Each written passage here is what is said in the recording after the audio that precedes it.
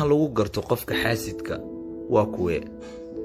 qofka xaasidka ah waxaa lagu gartaa waa dibindaabyo miiran ama isku dir miiran, waana mid ka shaqeeya gadaashaada si uu u furfuro xarig kasta oo aad xirtay oo maslaxadaadu ku jirto, weliba si dadban oo aadan iskaga garan ayuu sidaasi u sameeyaa. 2. qofka xaasidka ah waxaa lagu gartaa waa munaafaq ku isticmaalaya 2 weji: weji fiican oo aad ku taqaanid oo uu dadka ku siro si loo moodo qof fiican, iyo weji qarsoon oo cadowtinimo ah oo uu noloshaada raba in uu ku gubo.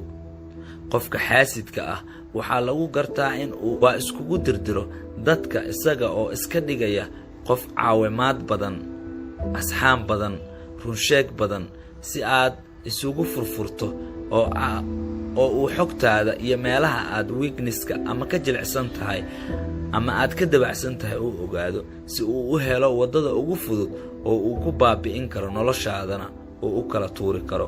4. qofka xaasidka ah waxaa lagu gartaa xiriir joogto ah oo ka badan sidii caadiga ahayd, isaga oo ay ujeeddadiisu tahay si uu mar walba xogtaada iyo waxa ka cusub noloshaada uu u ogaado, si uu isna howshiisa u wato, adigana aad ugu moodid saaxiib fiican oo kaa warhaya mar walba, balse arrinku sidaasi wuu ka duwan yahay. 5. qofka xaasidka ah waa mid xam badan, mar walbana ka sheekeeya dadka sharafta leh, isagoo dhaliil xun u raadinaya dadkaas wanaaggooda iyo guusha ay gaareen. 6. qofka xaasidka ah waa qof neceb oo mar walba jecel in uu dabka dhex shido lamaanaha isqaba ama isguursan raba oo isku faraxsan, saaxiibbada isku wanaagsan oo isjecel, deriska isku wanaagsan, walaalaha isku faraxsan oo isjecel, waalidka iyo ilmihiisa, iyo 2 qof oo kasta oo wanaag ka dhexeeyo. 7.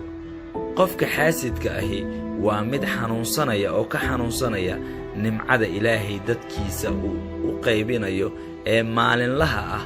waxa uu jecel yahay in qaaliqa isaga uun wax siiyo, oo dadka oo dhammi aysan wax ka soo gaarin nimcadaas. dhibaatada haysata xaasidkana waxay tahay dagaal aan guul laga gaarayn ayuu ku jiraa raar iyo habeenba. 8. qofka xaasidka ah waa mid ay ka maqan tahay xasiloonida iyo farxadda, oo aaminsan in wax kasta oo wanaagsan Allah isaga ka qadiyey, oo ku fakiraya dadka kale ayaa adiga ka nasiib wanaagsan. 9. qofka xaasidka ah waa saaxiibka dhabta ah ee shaydaanka, ama kaba sii xagjirsan shaydaanka. waa qof xitaa markuu salaada ku jiro ku mashquulsan oo ka fikiraya sidii uu qof walaalkiis ah u dhibi lahaa ama u dibindaabiyan lahaa. waa qof wakhtigiisa inta ugu badan ku lumiya baabi'inta iyo waxyeelaynta bini'aadamka, balse waa mid mar walba ku fashilma dibindaabyada iyo xumaanta uu sameeyo, guulna aan ka gaarin. 10. qofka xaasidka ah waxaa ku yar iimaanka iyo ka cabsashada Rabbi subxaanahu wa tacaala, waxaana u fudud wax walba oo cagta ku marin karo wanaagga dadka, xitaa in ruuxda ka jaro. qof way uga fududahay koob biyo ah oo la cabo, sababtoo ah cuqdada iyo xumaanta qalbigiisa ka buuxda ayaa ilowsiisay alla ka cabsigii iyo waxa uu kala kulmi lahaa maalinta qiyaamo.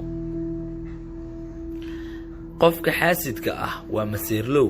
maseerkuna ma ahan keliya kan ay kala maseeraan labada isqaba ama xiriirka leh, balse kan xaasidka waa maseer uu ka maseero qof wax wanaagsan haysta, qof awlaad wanaagsan dhalay, qof lacag haysta, qof wax bartay, qof sharaf leh, qof qurux badan iyo wixii la mid ah.